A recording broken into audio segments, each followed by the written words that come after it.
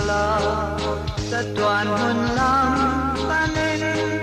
nên tôi ăn chẳng để la mai lời rẽ ngăn ôm lâu ô mai ban thế đón lâu cùng tùy mùa liều em thì cả ba mò cùng tùy ngày lung lên đi qua đò niềm nắng tùy dòng mùa liềm kia rẽ bên rừng đơn xuống in căn áo đó nè dùng kìm lại đi để tha các ngã nghe màn lại ăn trắng giấc vào căn kìm lại đi dòng thao khơi ảo bật chuan đam mô liam quỳ dòng tên căn lệ căn nuông cùng tuy ngài lời rẽ ngăn ôm lâu ô ngày ở bang thế đón lâu cùng tuy mùa liều em thì cả bang niềm mơ cùng tuy ngày lung lệ đi cả đò nên nướng lưới dòng hoa là liềm kia rẽ bên trên gần sông nhang căn áo đó nè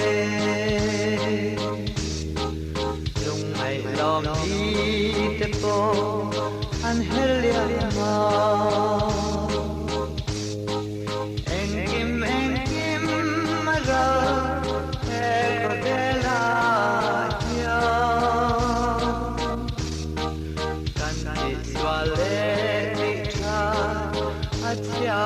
cha dòng lên căn đông lệ âm cùng tuy lal der ma dingin ô ngày ban thế đón lâu cùng tuy mùa liều em thì cả ba cùng tuy ngày lung lên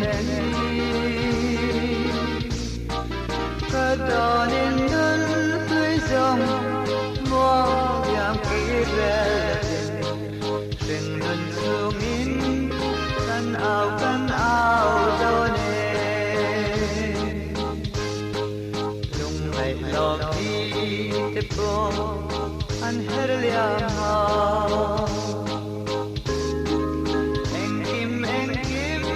mà ra